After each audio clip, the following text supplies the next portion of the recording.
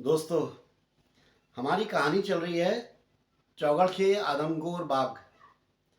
पिछले एपिसोड में मैंने बताया था कि कॉर्बेट साहब ने एक बाघ को मार दिया था और एक बाघिन को मार दिया था जो बेटी बाघिन थी, और माँ बाघिन अभी जिंदा थी। दोनों ही मैन ईटर थी और उसने एक गांव की औरत के ऊपर अटैक कर दिया था, जिसकी मरहम पट्टी जिम कॉर्बेट साहब ने करी थी। यहाँ तक मैंने आप लोगों को सुनाया था, इसके आगे की कहानी सुनाता हूँ। औरत की मरहम पट्टी करके ये थोड़ा फ्री हुए। फ्री हो गए, ये बाहर आए। एक बात दोस्तों, वेलकम आज नहीं कहूँगा क्योंकि पिछले वीडियो में वेलकम एक बार कर चुका हूँ, तो कहानी ख़त्म होने तक अब वेलकम नहीं कहूँगा। तो ये औरत की मरहम पट्टी करके जब फ्री हुए, तो फ्री होने के बाद में गाँव वालों के साथ बातचीत करने के लिए खड़े हुए। तो गांव वाले यही बोल रहे थे, साहब बड़ी समस्या हो गई, ये तो अब क्या किया जाए, ये बाग काम करें तो क्या करें, ये तो इससे जीना मुहाल कर दिया, अब कैसे करें क्या करें, अब आप ही बताइए। तो जिम कॉर्बेट साहब ने बोला कि भाई ऐसा है कि जहाँ पे इस औरत को, गाँव वालों ने ये सोचा था कि भाई अभी औरत तो थोड़ी देर में मर जाएगी, और उनके दिमाग में ये था कि 100% ये औरत ने मर जाना है। तो ऐसा करेंगे, इसकी बॉडी को ले जाके उस पेड़ के पास ही रख देंगे जहाँ पे इससे जहाँ पे इसके ऊपर अटैक हुआ है। तो जिम कॉर्बेट साहब ने बोला नहीं, ऐसा करने की ज़रूरत नहीं है, एक काम करो, एक बकरा या बकरी लाओ और उस बकरी को जो है हम इस्तेमाल करते हैं और उसको बांधते हैं, और मैं रात भर जो है वहाँ पे रहूँगा। बाघिन आएगी अगर तो मैं इसका शिकार कर दूँगा। तो गांव वाले बोले ठीक है सर, ऐसा ही करते हैं। तो थोड़ी देर में गांव वाले जो है एक बकरी को लेकर के अपना आ गए। एसी गर्म होने लग जाता है, तो वो लेकर के आ गए और उन्होंने उस एक पेड़, वो जहाँ पे वो शिकार किया था, जहाँ पे आक्रमण किया था उस लेडी के ऊपर, उस जगह पे बकरी को बांध दिया और एक पेड़ में ये मचान बना के बैठ गए। हालांकि बड़ा बेकार मचान बना हुआ था, ज़मीन से कोई बहुत ज़्यादा ऊपर नहीं था, मतलब अगर बाघिन आ भी जाती तो उसकी एक ही बार की पहुंच में था। अब उन तो मचान को थोड़ा हाइट पे होना चाहिए, लेकिन ये हाइट पे नहीं था। खैर किसी तरह से रात कटी, बाघिन नहीं आई। रात कटी, ये मचान से उतरे, उतरने के बाद में ये अपना कैंप लौट गए। वहीं डलकनिया में ही कैंप था इनका। एक दिन हो गया, 2 दिन हो गए, बाघिन की कोई खबर नहीं, कहीं से कुछ ना तो खबर आ रही थी, ना बाघिन किसी पर आक्रमण कर रही थी, कुछ मतलब कोई बाघिन की कोई वही नहीं थी। लेकिन क्या था कि जो लोग थे ये बहुत डरे हुए थे। कारण क्या था कि जो ये लेडी के ऊपर अटैक किया था, तो उस दिन से बाघिन ने कुछ खाया नहीं था, और गांव वालों को क्या, जिम कॉर्बेट साहब को भी पूरी पूरी उम्मीद ये थी कि ये बाघिन इसी एरिया में है और वो तलाश में है भोजन के अपने। तो गांव वाले बेचारे, उन्होंने तो घर से बाहर निकलना तक बंद कर दिया था, वो इतने डर गए थे। जो नेचुरल कॉल्स जो है, नेचर कॉल्स जो होती है, टॉयलेट वगैरह जाना है, उसी के लिए निकलते थे और फिर अपने घर लौट जाते थे। बड़ी समस्या हो रही थी, काम वाम हो नहीं पा रहे थे गांव वालों के, बहुत परेशान थे। खैर जो भी रहा, बाघिन नहीं आई थी, बकरी भी बात के देख ली थी। जिम कॉर्बेट साहब कैंप में लौट गए। 2-3 दिन हो गए, कोई खबर नहीं।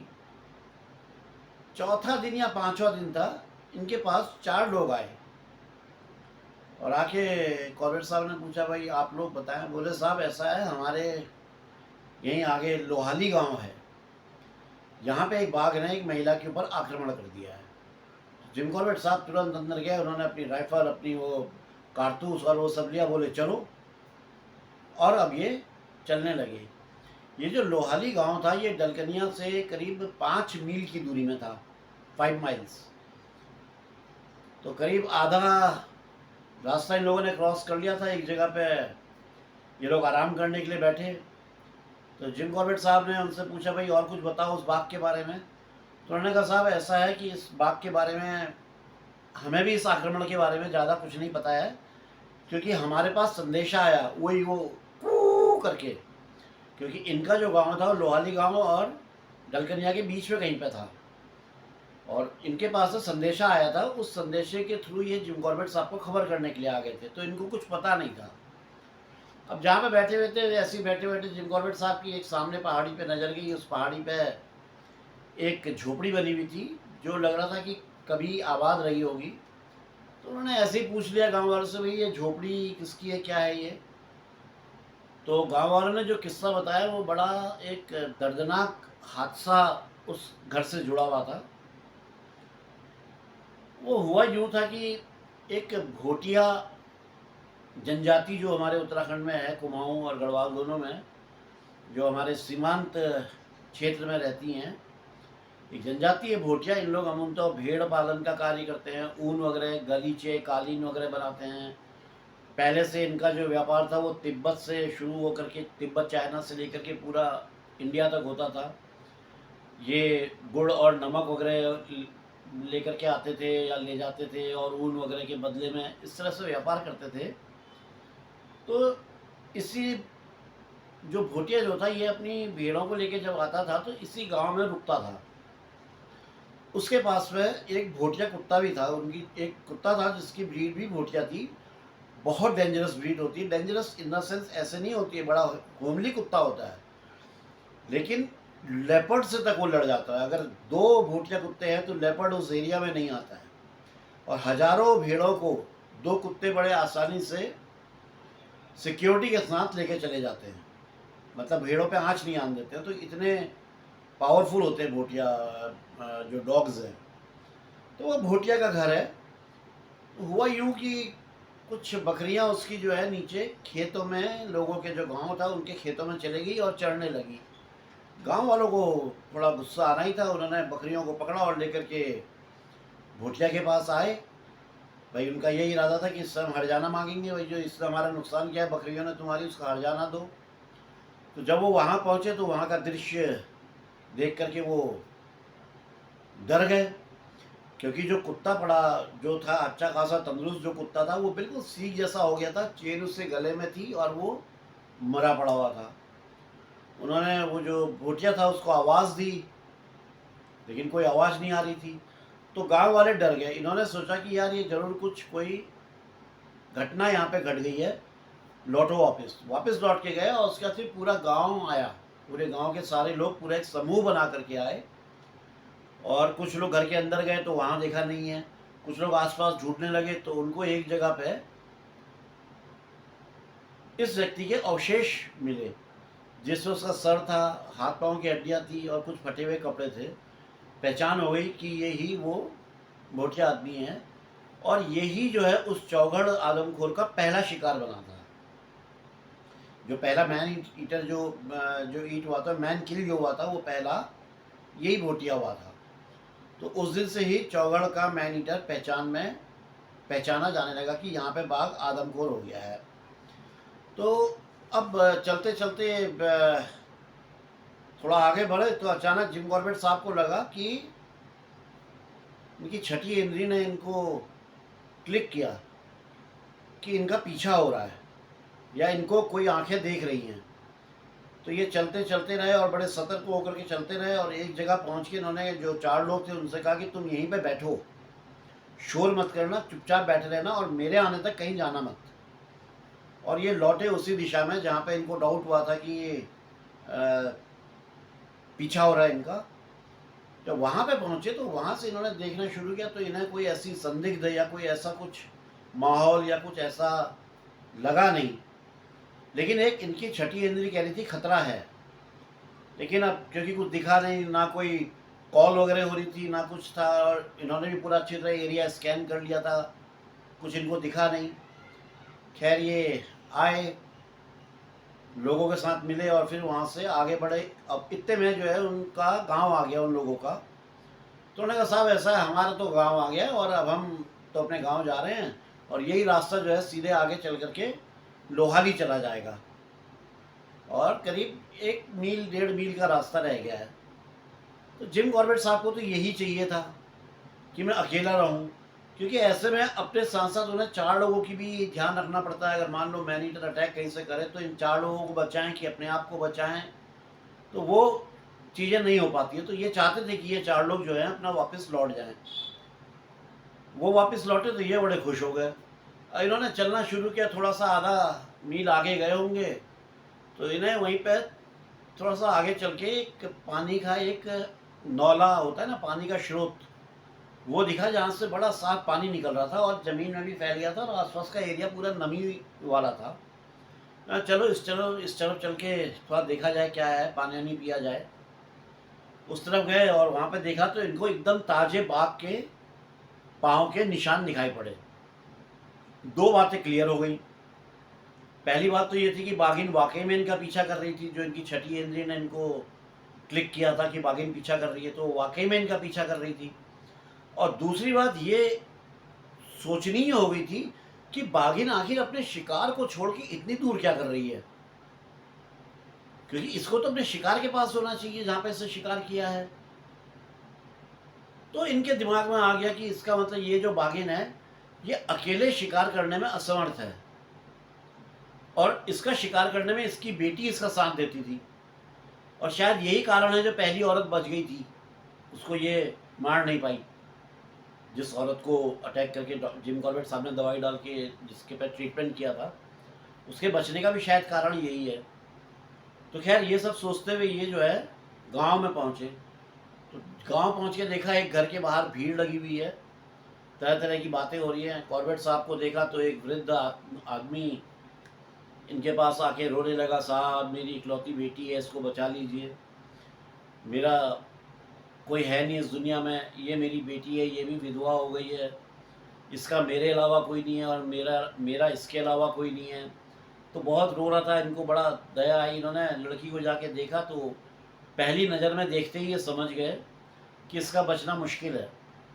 जिम कॉर्बेट साहब बोलते हैं कि अगर मैं एक बहुत बढ़िया से बढ़िया डॉक्टर या सर्जन भी होता तो भी मैं इस औरत को नहीं बचा सकता था, क्योंकि जिस तरह से इसके ऊपर आक्रमण किया गया था इसका बचना बहुत मुश्किल था। तो खैर उन्होंने घाव को साफ ऑफ किया और वो इनके पास में पोटेशियम पर मैग्नेट की शीशी थी, जो उससे उन्होंने जो लिक्विड था उससे उसके घाव वाव साफ करके रख दिया। अब किस्सा पता चला हुआ क्या, तो गांव के लोगों ने बताया कि साहब गांव की कुछ औरतें पानी भरने के लिए गई थी और वहीं पे ये जो औरत है ऊपर थोड़ा घास काट रही थी। अचानक इस औरत की जो है जोर से उन्होंने चीख सुनी, तो जो गांव की औरतें उन्होंने देखा कि एक बाघ जो है इस औरत को दबोच के जंगल की तरफ जा रहा है। तो वो सब नौले का पानी छोड़ करके वो सीधे गांव दौड़ के आए और हम सब लोगों को बताया। अच्छा, अब उस औरत का क्या कहना था जिसके ऊपर अटैक हुआ था? वो बोल रही थी, साहब मैं तो आराम से घास काटते काटते जा रही थी और एकदम से मैंने नज़र उठा के देखा तो मेरे ठीक सामने बाघ था और जो मेरे पे अटैक करने वाला था, बिल्कुल मेरे पे अटैक करने वाला था। वो अटैक करता, मैं को ना दाएं दिखाई पड़ा ना बाएं दिखाई पड़ा, मैं सीधे ऊपर से नीचे पहाड़ में कूद गई। मैं कूदी तो मेरे पीछे से बाघ भी कूदा और उसने मुझे हवा में पकड़ लिया। हवा में पकड़ने के बाद में हम दोनों एक साथ नीचे गिरे, उसके बाद में बेहोश हो गई। और मुझे नहीं पता उसके बाद मेरे को कब होश आया, और जब मुझे होश आया तो वहाँ पे कहीं पे बाघ नहीं दिखाई पड़ा मुझे, तो मैं रेंगते रेंगते किसी तरह से गांव तक आ गई। ये उस औरत का कहना था। और वो बहुत तकलीफ में थी, बहुत दर्द में रह करके बेहोशी उसके में आ जा रही थी और कभी बड़बड़ाने लग रही थी, तो उसकी हालत बड़ी ख़राब थी। खैर जिम कॉर्बेट साहब जो कर सकते थे वो उन्होंने किया और अपना उसको जो ट्रीटमेंट इनके बस का था वो किया। और उसके बाद ये वहीं से बाहर निकल कर के आए तो थोड़ा सा दूरी पे एक चबूतरा, एक भारी भरकम पेड़ था, उसके नीचे एक गाँव वालों ने चबूतरा बनाया था जिससे बैठते होंगे, अपनी पंचायत वगैरह गपशप करने के लिए बैठते होंगे। उसी से थोड़ा आगे जा कर के एक पानी की धारा थी। तो जिम कॉर्बेट साहब उस चबूतरे में चले गए, वहाँ से उन्होंने धारा को देखा तो वहीं पानी की धारा में गए और वहाँ पर जा कर के वो अपना उन्होंने एक शॉवर लिया, बढ़िया नहाया। अब टॉवल नहीं था पहुँचने के लिए तो वैसे ही बैठ गए। तो जो हवा चल रही थी हवा से शरीर सूख गया। इन्होंने कपड़े पहन करके ये जो है उसी चबूतरे में आ गए। अब चबूतरे में आकर के अपना आराम से बैठ गए। अंधेरा होने को हो गया था, संभव नहीं था 5 मील वापस जो है डलकनिया तक जाना। तो इन्होंने रात उस चबूतरे में ही बिताने की सोची। इन्होंने कहा कि अब आज की रात इसी चबूतरे में बिताई जाए। हालांकि रिस्की था, खतरनाक था, लेकिन एक बंद कमरे में, सीलन वाले कमरे जिसमें कोई वेंटिलेशन ना हो और बगल के कमरे से ही किसी औरत के कराहने की आवाज़ आ रही हो, मक्खियाँ भिनभिना रही हो, ऐसी जगह पे जिम कॉर्बेट साहब को लगा कि ये जगह उससे लाख गुना बेहतर है। बीच वो औरत की कराहने की आवाज़ आ रही थी, ये ऐसी करके अपना सो गए उसी चबूतरे पे। अब आधी रात से थोड़ा पहले का टाइम था, एक्यूरेट घड़ी का तो टाइम पता नहीं, लेकिन रात का टाइम था। अचानक से औरतों के बहुत ज़ोर ज़ोर से रोने की आवाज़ आई। तो ये समझ गए कि अब ये जो महिला थी जिसके ऊपर अटैक किया था, इसका स्वर्गवास हो गया, अब ये नहीं बची। खैर ये सोए, अपना सुबह के टाइम उठे, उठ करके ये उस महिला के घर के सामने से ही गुजरे। तो तब तक उसकी अंत्येष्टि की तैयारी व्यारी हो रही थी। ये अपना दलकनिया लौट के आ गए कैंप में। अब कैंप पे लौट करके आए, हफ्ता भर हो गया, बाघिन की कोई खबर नहीं। ना तो किसी गांव वाले को दिखी दूर दूर तक, ना कू वाला कोई सिग्नल बाघिन देखेगा इनको मिला, ना बाघिन ने किसी में अटैक किया। और 150 माइल्स की टेरिटरी थी, मैंने स्टार्टिंग में बताया था। तो अब जरूरी नहीं था कि बाघिन इस एरिया में हो। तो जिम कॉर्बेट साहब ने डिसाइड कर लिया कि भाई ऐसा है कि अब सोमवार के दिन मैं चला जाऊंगा, ये सैटरडे की बात है। बोले मंडे को मैं वापस नैनीताल चला जाऊंगा। अब जब गांव वालों ने ये सुना तो वो बड़े परेशान, बड़े दुखी और बहुत डर भी गए। क्या यार, अगर ये चले जाएंगे तो हमारे लिए तो बहुत बड़ी समस्या हो जाएगी, हम क्या करेंगे। खैर जिम कॉर्बेट साहब ने उनको आश्वासन दिया कि आप चिंता मत कीजिए, मैं आऊँगा, ज़रूर आऊँगा, और जैसी कोई घटना घटेगी तो मैं आऊँगा। इन गाँव वालों को आश्वस्त किया। और उसके बाद अपना कैंप में बैठे हुए थे तो इतने में गांव का मुखिया आया। मुखिया ने आके बोला, साहब आप जा रहे हैं तो एक जरा सा एक छोटी सी मदद हमारी कर जाइए। देखिए अब ये बाघिन के खौफ से हम लोग कहीं जा तो पा नहीं रहे हैं, अगर आप कुछ हमें शिकार दिलवा दें, जंगल से कुछ शिकार करवा दें तो हम लोगों के भोजन की व्यवस्था हो जाएगी। तो जिम कॉर्बेट साहब को कोई आपत्ति नहीं थी। उन्होंने कहा ठीक है, मैं कल आपके लिए शिकार कर दूंगा। तो इतवार के दिन कोई 4-5 लोगों के साथ जिम कॉर्बेट जो है घुरड़ की खोज में चल पड़े। तो ये गांव से काफ़ी आगे निकल आए थे, एक जगह पे आके बैठे थे तो अचानक इनको जो है घुरड़ दिखाई पड़ा। इन्होंने घुरड़ के गोली मारी, गोली लगी और घुरड़ पलटते हुए नीचे रास्ते में गिरा। वहीं पे एक दूसरा घुरड़ भी सोया था, जो डिस्टर्ब हुआ वो उठा, उठ के भागने लगा, और जैसे थोड़ा हल्का हुआ जिम कॉर्बेट साहब ने उससे भी बुलेट मार दी। वो भी जो है गड़बड़ा के नीचे वही रास्ते पे आके गिरा। अब ये उठ के उसको लेने के लिए जा रहे थे, अचानक जिम कॉर्बेट साहब की नज़र पड़ी, एक भालू चला आ रहा है, एक हिमालयन बेयर जो है वो चला आ रहा है। तो इन्होंने अपने लोगों को बोला, रुको रुको रुको रुको। देखा सबने भालू आ रहा है, और भालू आया, उससे पहले हिरन को सूंघा, वो घुरड़ को सूंघा अच्छी तरह। उसके बाद उसने उसको गोद में उठा लिया। जैसे ही गोद में उठाया, जिम कॉर्बेट साहब ने एम लिया, एम तो उसकी चेस्ट का लिया, और गोली चलाई तो गोली उसके पेट पे लगी। तो भालू को ये लगा कि ये हिरन ने कुछ हरकत करी, कुछ हिरन ने कुछ किया है, जो भी कुछ किया है ये बड़े जोर से लगा है। तो उसने हिरन को फेंका और इन लोगों की तरफ की से भागना शुरू किया। तो जैसे ही भागते हुए इनके 100 गज के करीब आया तो जिम कॉर्बेट साहब ने दूसरी बुलेट लेके एक और फायर दाग दिया। वो फायर भी उसके पेट पे लगा और उधर निकल गया। उसके बाद भालू ने ढलान में दौड़ना शुरू कर दिया। अब इनके पास बुलेट ख़त्म हो गई थी, और इतना अब टाइम भी नहीं था कि गांव तक जाएं और वहाँ से बुलेट लेकर के आएँ। तो जो साथ में लोग थे उन्होंने बोला कि अब हम इसको पत्थर से मार के ले चलेंगे। इनके साथ में एक बंदा ऐसा था जो उसी गांव का था, और जिसके ऊपर बाघ ने एक बार अटैक किया था, और उसने जिम कॉर्बेट साहब को अपनी कहानी इतने बार सुना दी थी कि जिम कॉर्बेट साहब कहते हैं कि अगर मेरे से कोई नींद में भी उसकी कहानी सुने तो मैं पूरी कहानी सुना दूंगा। तो वो कहानी कुछ इस तरह से थी। तो जब ये गांव में तो कई बार सुना चुका था इनके कैंप में आके, लेकिन आज जो सुना रहा था, तो जब ये जा रहे थे ये भालू को मारने से पहले, तो उससे कहा, साहब वो देख रहे हैं उधर वो पहाड़, इनका हाँ देख रहा हूँ कि वो जो ढाल है ऐसी है कि इस पे खड़ा नहीं रह सकता, फिसल जाता है आदमी। बोले अच्छा। हाँ, वहीं पे एक पगडंडी है, उस पगडंडी से मैं जो है घास काट रहा था, और मेरे ऊपर जो है, और मेरा लड़का बगल में खड़ा था, मेरे ऊपर बाघ कूदा। बाघ कूदा और मैं और बाघ दोनों, बाघ मेरी छाती पे था और मैं नीचे, मेरे ऊपर बाघ, और बाघ ने मेरा ये पकड़ लिया था चेहरा पूरा, और हम दोनों फिसलने लगे उस ढाल पे। और अचानक से मेरे हाथ पे जो है एक पेड़ की जो बांज का पेड़ होता है, ओक ट्री, कई बार क्या होता है पेड़ की जो जड़ है ना ज़मीन से बाहर निकल के फिर अंदर चली जाती है, तो वो मेरे हाथ में आ गई। मैंने उसको एक हाथ से टाइट करके पकड़ लिया तो हम रुक गया। उस वो मेरे दांत, मेरे चेहरे को अपने दांत से दबाया जा रहा था, मेरी हड्डियाँ चटक रही थी। कि मैंने क्या किया, अपनी दोनों टांगें मोड़ के उसके पेट के पास लाया, और पेट पे ला के उसको जोर से धक्का दिया, और इस बीच जो है मैं उसकी पीठ पे घूंसे भी मारता रहा था।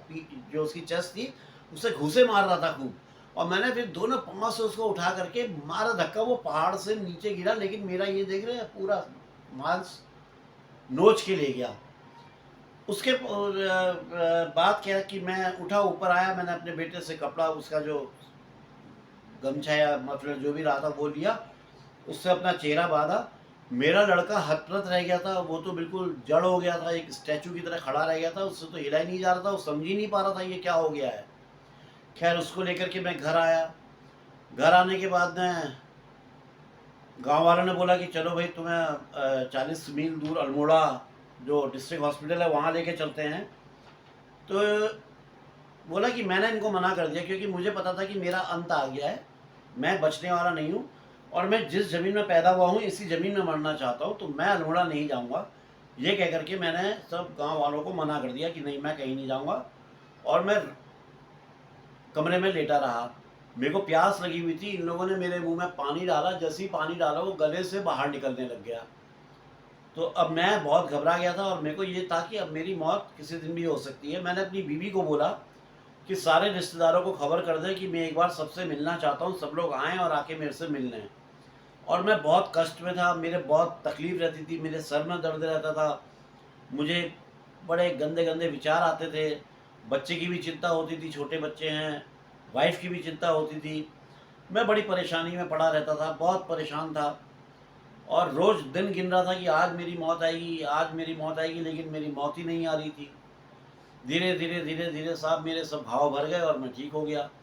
लेकिन मेरा ये चेहरा अब देखिए आज तक ख़राब है, और जिस शैतान ने मेरा ये चेहरा ख़राब किया वो आज भी जो है जंगल में निश्चिंत होकर घूम रहा है। साहब आज तो मेरे ये बाल सफ़ेद हो गए हैं, पक गए हैं, मेरे हाथ पाँव में जान नहीं है। लेकिन एक टाइम में साहब मैं इस गांव का जो है सबसे बलिष्ठ आदमी हुआ करता था।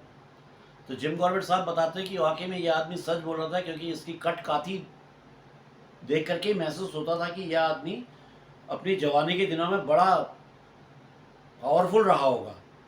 तो वो उसकी बातों में बड़े आसानी से उनको विश्वास था कि हाँ ये आदमी बिल्कुल सच बोल रहा है, कि ये अपने पाँव से उठा के इससे बाघ को जरूर उठा के फेंका भी हो सकता है, वो फेंक दिया होगा। तो उन्हें इसकी कहानी पे पूरा विश्वास था। खैर उसके पास में एक कुल्हाड़ी थी, और इतनी बढ़िया, इतनी मेंटेन करके उसने कुल्हाड़ी रखी थी, उसकी धार बिल्कुल चमकती चमकती रहती थी, और जो उसकी लकड़ी थी वो भी उसे खूब ऑयल लगाता था उसमें, और उसको भी खूब बढ़िया सफाई करके उसकी ऑयलिंग करके उसको बहुत बढ़िया कुल्हाड़ी उसने अपनी बना के रखी हुई थी, बड़ी मेंटेन करके रखी हुई थी। तो उसके हाथ में कुल्हाड़ी थी। तो अब ये हुआ कि जब भाई भालू के 2 गोलियां लग गई हैं, भालू उस दिशा में भागा है, कि अब पत्थर मार के जो है भालू को मारा जाए, क्योंकि औजार के नाम पे तो सिर्फ अब एक कुल्हाड़ी है, राइफल होते हुए भी बेकार है क्योंकि गोली नहीं है। तो इन लोग जो है खून के पीछे पीछे, भालू के पीछे पीछे दौड़े। तो इन्हें एक जगह पे भालू दिखाई पड़ा। इन्होंने भालू दिखा तो ऊपर से पत्थर मारने शुरू किए। पत्थर जैसे ही भालू के आसपास गिरे तो भालू बहुत जोर से चिघाड़ा इनकी तरफ देख के। तो इन सबको लगा कि भालू इनके ऊपर अटैक करने के लिए आ गया है। तो ये सब पहाड़ की तरफ दौड़ने लगे, ऊपर की तरफ, चढ़ाई की तरफ चढ़ने लगे, दौड़ने लगे। तो जिम कॉर्बेट साहब बोलते हैं कि इन लोगों को तो आदत थी, लेकिन मेरे को आदत नहीं थी इस तरह से दौड़ने की, पहाड़ में खड़े, पहाड़ में ऊपर को।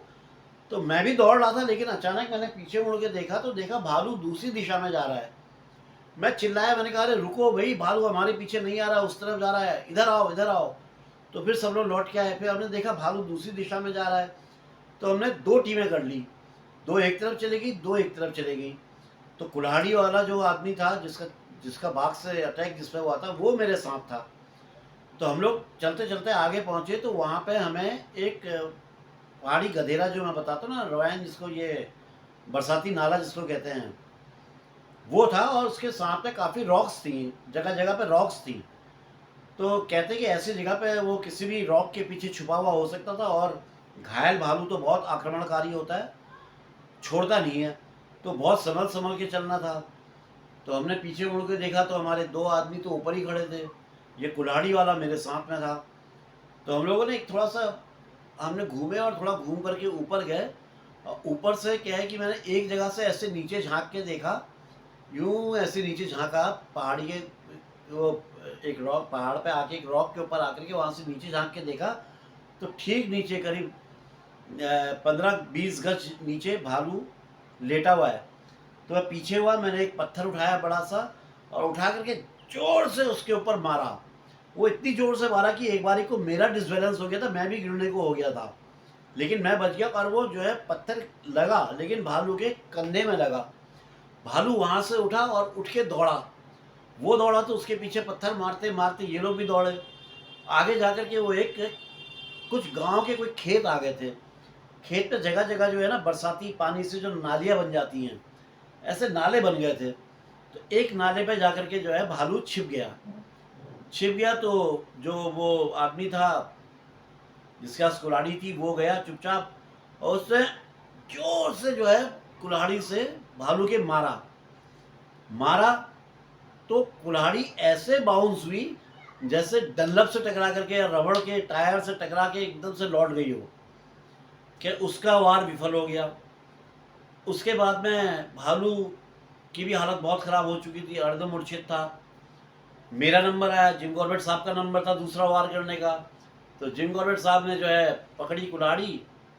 अब उन्हें ये डर नहीं था कि कुल्हाड़ी ख़राब हो जाएगी, क्योंकि उसके हाथ से पहले ही जो होना था हो चुका होगा। इन्होंने भी लिया और मारा जोर से उसके सर पे, भालू ढेर हो गया। अब जब भालू खत्म हो गया तो भालू को लाया गया, निकाला गया वहाँ से। अब 2 घुरड़ 1 भालू। तो इन्होंने जिसकी वो कुल्हाड़ी थी भाई, उससे बोला कि ये भालू की खाल भी तू ही रख लेना, इसके नाखून खाल वाल ये सब तू ही रख लेना, और जो घुरड़ मारे हैं इसका थोड़ा मांस का हिस्सा भी तू ही ज़्यादा रख लेना, कोई बात नहीं, तेरी कुल्हाड़ी अगर थोड़ी वो भी हो गई है तो। खैर उससे कोई दिक्कत नहीं थी, वो बड़ा खुश हो गया भालू की खाल के नाम से। उसके बाद ये पहुँचे गांव में, जब वो डिस्ट्रीब्यूशन चल रहा था, गांव वालों के पीछे मीट वीट बच रहा था। तो जिम कॉर्बेट साहब ने सोचा कि मैं जा कर के उस औरत को देख लूँ एक बार, जिसके ऊपर पहले अटैक हुआ था। ये गए तो वो जो है अपनी देहली में बैठी हुई थी और कुछ काम कर रही थी। इनको देख करके उसने नमस्कार किया। तो जिम कॉर्बेट साहब ने भी नमस्कार का जवाब दिया, पूछा कुशल वगैरह, भाई कैसी हैं आप, क्या हैं, सब ठीक ठाक है। तो उन्होंने बोला हाँ साहब ठीक ठाक है। अब उसके घाव वाव काफ़ी भर चुके थे, जो गहरे घाव थे वो ऑलमोस्ट भर गए थे, थोड़ी थोड़े से रह गए थे जो भर जाने वाले थे। अब वो मतलब इमरजेंसी में नहीं थी, अब वो बिल्कुल एक काफ़ी हद तक नॉर्मल हो गई थी। तो ऐसी नॉर्मल उससे एक थोड़ा सा हंसी करते हंसते हुए बोली कि साहब उस दिन बहुत अच्छा हुआ जो मेरी बहन को कैंची नहीं मिली, कैंची मिलती तो आप मेरे बाल काट देते। और हमारे यहाँ बाल काटना अशुभ होता है। एक्चुअली क्या है, जो विडो हो जाती थी पहले से, उनके बाल काट दिए जाते थे। तो इसलिए उसको इस बात की बड़ी खुशी थी कि कैंची जो है नहीं मिली, कैंची का इस्तेमाल नहीं हुआ। खैर जिम कॉर्बेट साहब अपने कैंप में आए, कैंप में आके अपने लोगों से उन्होंने बोला कि भाई ऐसा है, जल्दी जल्दी करो सब तैयारी, और सारी वारी पैकिंग वैकिंग कर लो, खाना वाना जल्दी निपटाओ, सुबह जल्दी यहाँ से निकलना है हमने, सूरज उगने से पहले हमने यहाँ से निकल जाना है। खैर ये अपना उसके बाद आके कैंप में अपना टेंट में आके सो गए। अगले दिन अर्ली मॉर्निंग उठे, इन लोगों का सामान वामान सब हुआ, लपेट रहे थे लोग। इन्होंने कहा ठीक है मैं चल रहा हूँ आगे आगे, तुम मेरे पीछे पीछे आना, और जो निशान बनाते चलूँ उन पे आना। तो गाँव वालों ने बताया था कि साहब ऐसा है कि अब आप जाते टाइम ऐसा कीजिए, हेड़ा खान वाले रास्ते से जाइए, वो रास्ता आपको ज़्यादा इजी पड़ेगा, वो उससे थोड़ा पेड़ वेड़ भी हैं तो छाया भी मिलेगी। क्योंकि आते टाइम जिस रास्ते से ये आए थे वो बड़ा गंदा रास्ता था, उसमें बड़ी बहुत गर्मी थी, पेड़ वेड़ नहीं थे, झाड़ झंकार थे, पानी नहीं था, बड़ी समस्याएं थी। तो ये रास्ता इनको ज़्यादा अच्छा रहेगा, इनको ये गांव वालों ने बता दिया था। तो ये जो हेड़ा खान जाने की जो रोड थी, जो फॉरेस्ट की रोड थी, वो करीब 2 किलोमीटर 2 मील दूर थी। तो ये अपना चल दी है। हालांकि बाघ की कोई मूवमेंट नहीं थी, तो इनको, लेकिन इनको तो अलर्ट होके ही चलना था। ये बिल्कुल अलर्ट होके चल रहे थे, हर तरफ निशान नज़र रखते हुए, देखते हुए, ध्यान से दाएं बाएं सब देखते देखते करीब ये 1 मील 1.5 मील चले होंगे, 1 1.5 मील। आगे जाके रास्ता थोड़ा सा सीधा हो गया था और आगे जा करके वहाँ पे एक फिर मैदान सा था। कई बार ऐसा होता है पहाड़ों में हम ऊपर चढ़ते हैं, ऊपर चढ़ने के बाद में फिर एक मैदान मिलता है, फिर एक चढ़ाई शुरू हो जाती है, तो कुछ इस तरह से ही था। और उस मैदान के बीच में जो है एक पानी का तालाब सा बना हुआ था। तो इन्होंने बोला कि यार आदमी तो पीछे आ ही रहे, तो चलो तब तक इस तालाब के आसपास का मुआयना कर लेता हूँ। अब जब ये वहाँ पे पहुँचे तालाब के पास, तो इन्होंने देखा कि वहाँ पे बाघ के पाँव के निशान बने हुए हैं, जो तालाब के पीछे ठीक जो पहाड़ है, यानी कि इनके सामने के पहाड़ की तरफ गए हैं और एकदम ताज़ा हैं। तो इनको थोड़ा सा अफसोस हुआ, यार अगर मैं दाएं बाएं तो सब देखते हुए आ रहा था, यार अगर थोड़ा सा ध्यान मैंने रखते हुए आगे की तरफ आते हुए भी रखा होता, तो ये मैं इसको देख लेता और इसको बड़े आराम से फायर कर सकता था। लेकिन अब जो हो गया, तो इन्होंने क्या शो किया कि जैसे ही अनजान है बाप के होने से, या इन्होंने पानी के साथ पानी को उछालना उछालना शुरू किया, थोड़ा पानी वानी पिया, ये एक्टिंग करी। और जो इनका हेड था उसको इन्होंने बिल्कुल अपनी आंखों में कर लिया, जिससे कि इनको जो है सब कुछ दिखाई पड़े और ये सब कुछ देख रहे हैं, वो बाघ इनको ना देख सके, इनकी आंखों को। तो इन्होंने आसपास का एरिया स्कैन करना शुरू कर दिया, इन्हें कुछ ऐसा दिख नहीं रहा था बिल्कुल। फिर ये वहाँ से उठे, उन्होंने उस जगह के में घूमना शुरू कर दिया। वो जैसे गांव वाले लकड़ी बटोरते हैं उस तरह से लकड़ी बटोरने के वो क्रम करने लगे। फिर लकड़ियाँ बटोर के इन्होंने एक जगह रख के ऐसा शो किया जैसे गट्ठर बना रहे हैं। लेकिन इनका जो ध्यान था पूरा जंगल में ही था कि सामने की कहीं से बाघ की कोई मूवमेंट, क्योंकि बाघ अटैक मैन ईटर है तो अटैक करना ही है उसने। खैर इन्होंने उसके बाद लकड़ी भी जला ली, फिर भी कुछ नहीं। फिर ये जो है जिस रास्ते से आए थे उसी तरफ को गए, और वहाँ पे जो पहाड़ था, वो पहाड़ के पीछे जो काफ़ी सीधी खड़ी चट्टान थी, जिसके पैसे किसी जानवर का आना या चढ़ना मुश्किल था, उतरना चढ़ना दोनों मुश्किल था।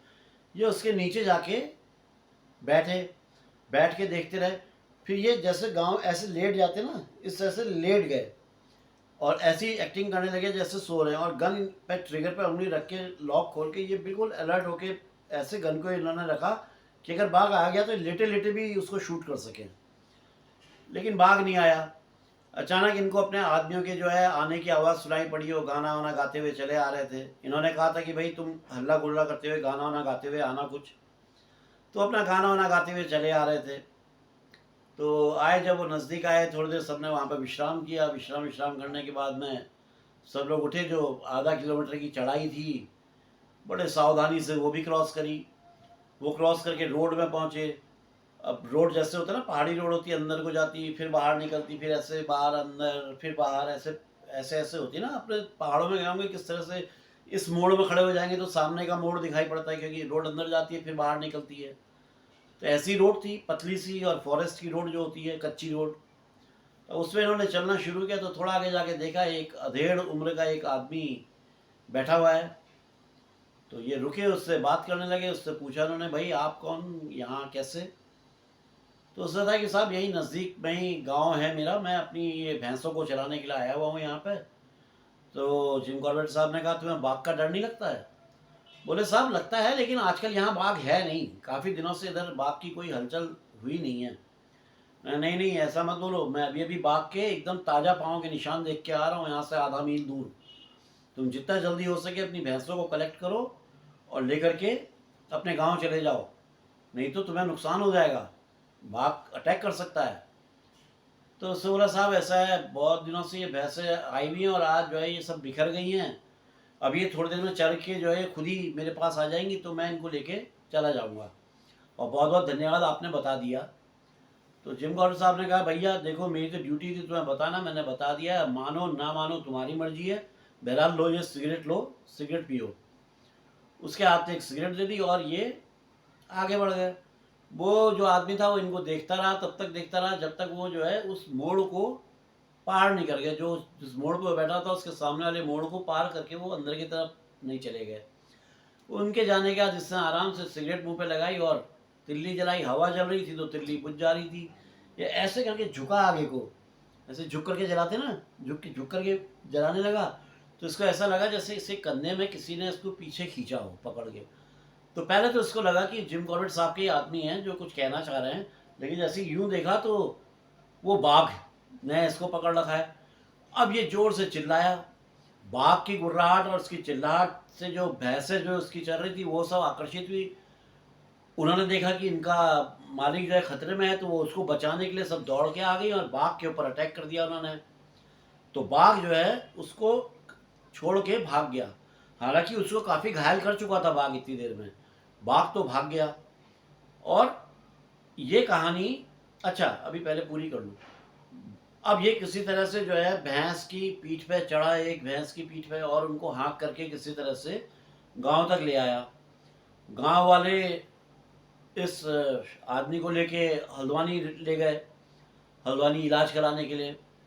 हल्द्वानी पहुंचे और वहाँ एडमिट कराया तो उसके कुछ घंटों के बाद में सेप्टिक इतना ज़्यादा इसका जहर फैल चुका था बॉडी में कि ये आदमी को बचाया नहीं जा सका। इस आदमी की मृत्यु हो गई। ये बात जिम कॉर्बेट साहब को तब पता चली जब जिम कॉर्बेट साहब दोबारा आए थे।